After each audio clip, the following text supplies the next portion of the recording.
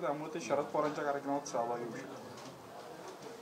रोहित पवार काय बोलले याच्याबद्दल मी बोलणं काही योग्य नाही आहे.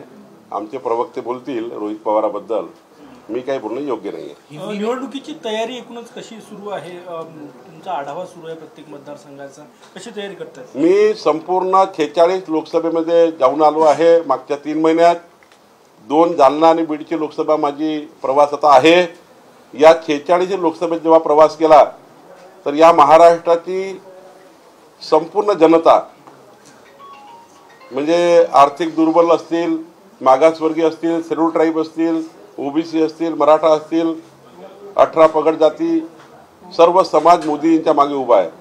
मोदीजींच्या 10 वर्षामध्ये मोदीजींनी जे गरीब कल्याण, मागासवर्गीयाचं कल्याण, मध्यमवर्गीयाचं कल्याण आणि देश कल्याणाकरता या देशामध्ये जे काम केलं, मोदीजींच्या मागे फळ विकणारा, भाजी विकणारा, त्या ठिकाणी 18 पगड जाती सारे लोक उभे आहेत. मी तर बघितलं आहे की 47,412 लोकांशी भेटलो, त्यातले 16 लोक सोडले तर बाकीनी सर्वांनी म्हटलं आहे या देशाचे पंतप्रधान मोदीजी होणार आहे. आणि त्यामुळे आम्हाला चिंता नाही आहे. मोदीजींचं वादळ येणार आहे. 45+ जागा महायुती जिंकणार आहे आणि त्यामुळे याच्यात कुठलीही शंका नाही. चांगली तयारी आम्ही सुरू केली आहे. महायुतीने 14 तारखेला मेळावे ठेवले आहे. 14 जानेवारीला महायुती आता जिल्हास्तरीय मेळावे करणार, बूथस्तरीय मेळावे करणार, पुढच्या काळामध्ये विभाग स्तरावर मेळावे करणार, राज्य स्तरावर मेळावे करणार.